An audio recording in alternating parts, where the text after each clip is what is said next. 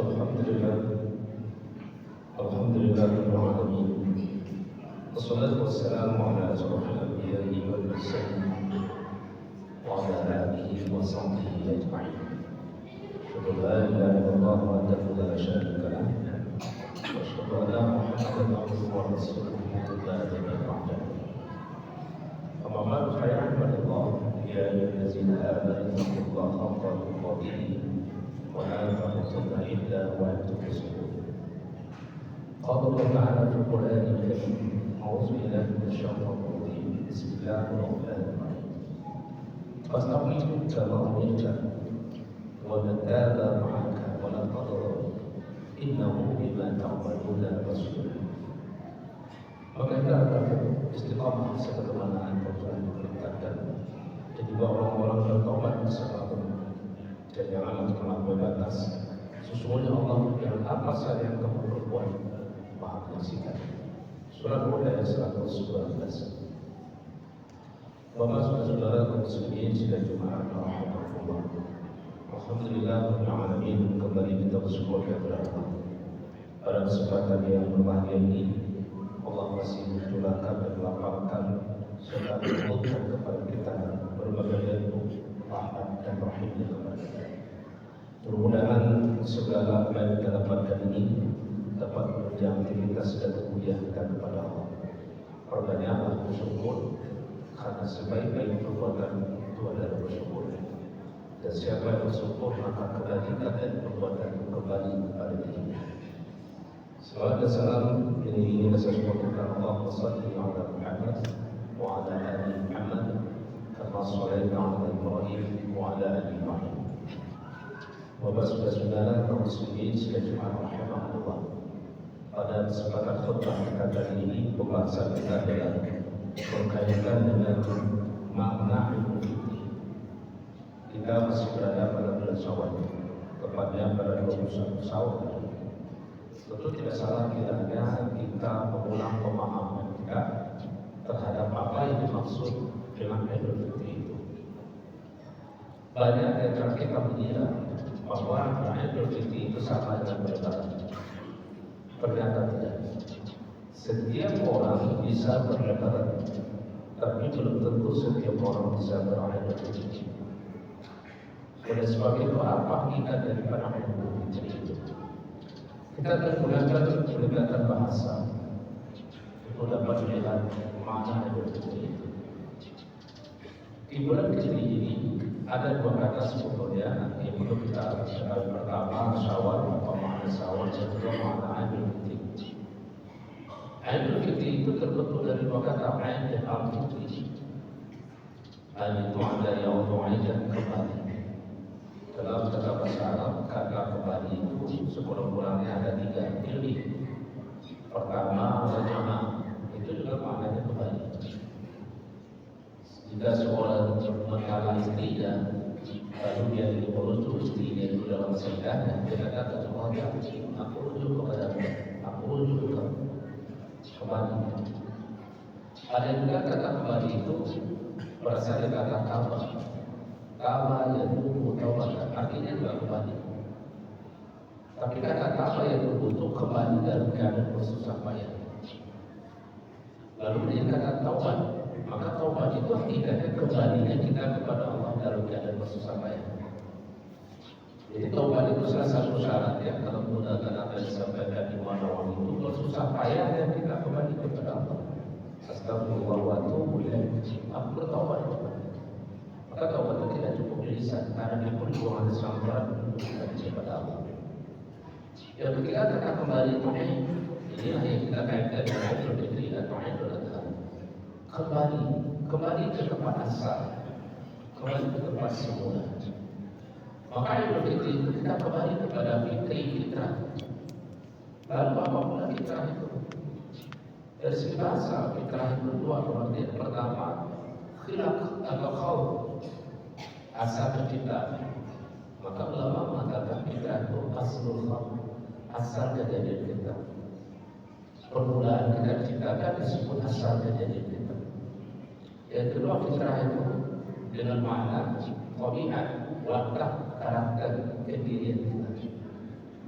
Jadi kembali ke fitrah, kembali ke fitri Idul Fitri itu pertama kembali kita kepada asal kejadian kita. Lalu apa asal kejadian kita? Asal kejadian kita adalah bahwa ketika kita diciptakan oleh Allah dan ketika kalau kita sudah ditiupkan roh, maka sesungguhnya ada satu komitmen dan janji kita kepada Allah. Jadi kita berjanji bersaksi kepada Allah bukan setelah lagi sebelum lahir, setelah kita ditiupkan roh, kita hidup. Persaksian pertama kita kepada Allah kita belajar. Di mana kita ketahui itu? Lihat di dalam surat Al-A'raf ayat 172, di mana di situ kita bersaksi ketika Allah bertanya kepada kita, ya Allah subhanahu ibu qalu lana syahidna, kata kami Tuhan. Lalu kita bersaksi benar, kami bersaksi kepada Allah. Maka itulah asal kita. Asal kejadian kita itu maksudnya janji pertama kita bahwa sudah kita nyatakan di dalam Allah segala menunjukkan kita berdoakan kepada Allah, tidak akan kemana-mana. Jadi itu jadi pertama kita, lalu setelah lagi janji itu kita pokokkan dengan kalimat syahadat la ilaha illallah Muhammadur Rasulullah. Asyhadu an la ilaha illallah wa asyhadu anna Muhammadar Rasulullah. Penguatan, tapi kesaksian itu sudah ada ketika kita masih dalam rahim. Itu adalah asal kita. Artinya ketika kita terlahir, kita sudah memegang satu janji untuk patuh dan taat kepada Allah. Tapi pada Rasulullah katakan Allah melindungi orang kita. Setiap orang itu terlahir dalam keadaan kita suci bersih. Tapi kemudian bapaknya menjadikan Yahudi, Nasrani ataupun Majusi. Artinya ketika kita lahir di dunia pertama, umur pertama, besar pertama adalah kita. Fitrah kita, janji kita itu sering tidak terpenuhi sebagaimana harusnya. Bahkan ada orang mengatakan fitrah. Saya mengatakan fitrah itu kalau sudah tidak patuh dan taat kita lagi kepada Allah, berarti kita sudah ingkar fitrah kita, janji kita kepada Allah. Maka oleh sebab itulah kedatangan Ramadan yang 1 bulan itu adalah masa jadi ditetapkan oleh Allah membawa kita kembali ke fitrah kita, membawa kita kenal kepada Khalik kita, membawa kita kenal kepada kita dan kita merasa dekat dengannya. Maka selama Ramadan intensitas ibadah dan ubudiyah kita lebih biasa. Kemudian kebaikan yang kita dapatkan di bulan itu lebih dari biasa. Ya, lain rahasia dan supaya kita mendekat kembali kepada fitrah kita semua. Makanya dalam Ramadan kita merasakan kepada Allah sedang dekatnya. 1 bulan kita dilatih dibina betul-betul ditekankan untuk dekat kepada Allah. Maka ketika berakhir 1 bulan itu cukuplah untuk mengatakan kita sudah kembali ke fitrah kita. Makanya setelah hari raya Idul Fitri, hari di mana kita sudah kembali ke fitrah kita, kita sudah merasakan dekat dengan Khalik kita. Hidup sudah teratur, rohani sudah terbina. Itu kembali ke kita. Makanya tidak semua orang yang berlebaran itu kembali ke kita. Karena ada orang berlebaran justru dia jauh dari Allah. Tidak ada rasa dekatnya. Kenapa? Karena sekarang berlebaran. Maka ada orang tidak puasa, ada orang yang tidak nasri, ada orang berpuasa. Ada orang tidak berbuka selama Ramadan, tapi begitu dia merayakan lebaran dan lebih orang berpuasa. Dia cuma mendapatkan perayaan, tapi tidak mendapatkan hakikat. Idul Fitri bagi kita kembali spiritual dan rohani kita sedekat-dekatnya kepada Allah. Yang dilakukan oleh Nabi itu kepada kita adalah kalau kita tidak sampai tingkat itu. Maka oleh ada sampai Rasulullah mengatakan, Nabi Muhammad bin Sallallahu Alaihi Wasallam dan coba banyak berpuasa kata Nabi, tapi dapatkan puasa itu puasanya apa satu hal satu. Kedekatan kepada Allah itu tidak nampak. Tidak nampak perubahan pada dirinya. Karena orang sudah dekat kepada Allah, maka karakter dirinya itu adalah karakter takwa. Lalu takwa itu apa? Takwa itu adalah orang senantiasa berkata al-khudu wa ta'atullah, tunduk dan taat kepada Allah. Lalu kita mengukur saya itu berhasil puasa benar. Kalau semakin taat, semakin tunduk, itulah dia orang yang berhasil.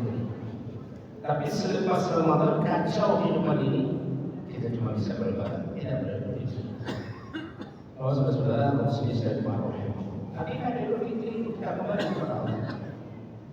Maka Idul Fitri itu bulannya disebut bulan Syawal. Apakah makna Syawal? Syawal bulan tidak menikah. Maka bulan Syawal bulan pernikahan. Ketika kita sudah berada pada titik nol kehidupan. Kenapa disatakan Syawal itu adalah bulan titik nol kehidupan? Rasulullah sendiri mengatakan, siapa yang puasa bulan Ramadan itu dengan iman dan penuh kesabaran, penuh keimanan dan kesungguhan, maka di akhir Ramadan kayaumin wa tadassuh, maka hari itu di hari Idul Fitri itu dia sama kondisi jiwanya seperti hari dia dilahirkan. Berarti bersih adalah titik nol kehidupan. Itu Idul Fitri. Jadi yang dapat merasakan kita sudah sampai ketika itu ya kita sendiri.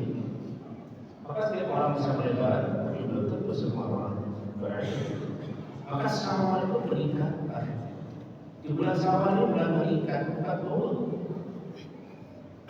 Kita dapat merasakan saya pas kalau Ramadan itu meningkat, meningkat kemudian meningkat. Kalau turun berarti kita belum mampu menikmati menjaga merayakan Ramadan sebenarnya. Kalau saudara-saudara kaum muslimin saya cuma tentu pas Ramadan ini nasihat kita adalah apa yang mesti kita lakukan? Apakah Ramadan hanya untuk Ramadan? Tidak. Jawabnya tidak. Karena Ramadan itu adalah perpanjangannya segera.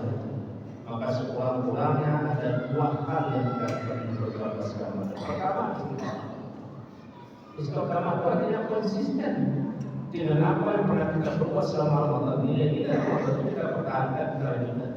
Ramadan itu bulan sesuai. Apapun dia, apa kebaikan yang sudah kita biasakan menjadi sebuah tabiat dalam diri kita selama Ramadan, lakukan. Itu namanya istiqamah. Maka ketika surah Hud ayat 112 itu sahabat melihat Nabi itu berkeringat seperti orang memikul berat. Terkena badannya, nampak wajah seperti orang tua. Kan ada sahabat.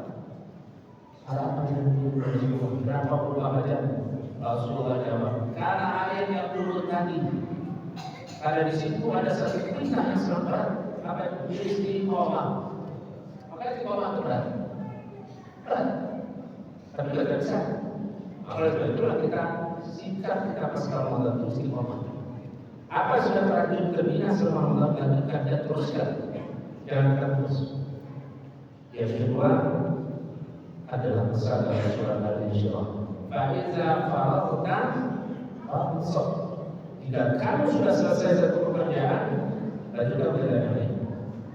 Surah ini turun berkaitan dengan kondisi jiwa Nabi. Begitu berat tekanan terhadap Nabi sampai dalam Nabi itu seperti dipukul depan yang berat terdengar wajahnya. Tapi sampai pada suatu masa beberapa orang angkat, banyak orang mukmin, banyak sosial berpulang kepada Nabi. Nabi lega. Lalu pada tingkat kelegaan itu Allah ingatkan Nabi, "Fa'idza fa'alta fansab." Kalau sudah sampai kepada satu target pekerjaan jangan berhenti. Lanjutkan. Apa yang bisa kamu lakukan? Jadi kita dalam hidup tidak boleh terhenti pada sebuah kebaikan. Selesai kebaikan ini lanjutkan. Selesai Ramadan teruskan. Jangan pernah berhenti. Jangan pernah merasa puas dengan sebuah kebaikan. Teruslah berbuat. Fa'idza fa'alta fansab wa ila rabbika farghab. Teruslah berbuat dan selalu harapkan kepada Allah. Kenapa? Jangan sampai ketika kamu berbuat dan itu sudah berbuat terbaik, tapi harapan berdasar dari harapan kepada Allah. Hati-hati kamu tak ada belajar. Apalagi benar diingatkan itu Nabi Allah secara khusus. Apa? Jangan pernah berhenti berbuat baik. Jangan pernah berhenti kemudian ketika selesai Ramadan, maka lanjutkan dengan kebaikan-kebaikan, merealisasikan nilai-nilai Anda selama Ramadan. Mudah-mudahan Ramadan yang kita jalani pada beberapa bulan yang sudah lewat untuk memberikan bekas pada diri kita, bekas pada spiritual, bekas semakin kuat, bekas pada akhlak kita semakin baik. Karena tidak ada ini nafsa dan kuasa yang berubah. Dan ujung ayat daripada surah Al-Baqarah 183 itu la'alakum tattaqun, itu terdapat sebuah fasilitas. Fasilitas itu apa? sebab akibat. Jika berpuasa terbaik, maka kamu menjadi orang bertakwa. Tapi jika puasa tidak baik, kamu tidak pernah menjadi orang bertakwa. Lalu apa takwa itu? Takwa itu adalah orang yang berubah menjadi yang baik. Kalau kita satu bulan puasa, tapi tidak ada perubahan itu, ini dikatakan oleh Rasulullah berkata, "Qad Ismail Assalamu alaikum ila Muhammad." Banyak puasa Nabi, tapi dia dapatkan dari luar dapatkan haus. Kenapa? Tidak ada perubahan pada sikap dan kepribadian. Mudah-mudahan pas Ramadan ini kita bisa menajak kepada lebih baik sesuai bulan yang kita jalani secara spiritual kita terus mengingat kepada Allah, mendekat kepada Allah secara hubungan manusia, hubungan baik kita semakin kuat. Inilah apa yang singkat ini, supaya kita senantiasa tidak pernah berputus asa kepada Allah dan senantiasa berbuat baik, supaya Allah tempatkan kita bersama orang-orang yang baik nanti di sisinya. Maka ini yang benar-benar la'alakum turhamun.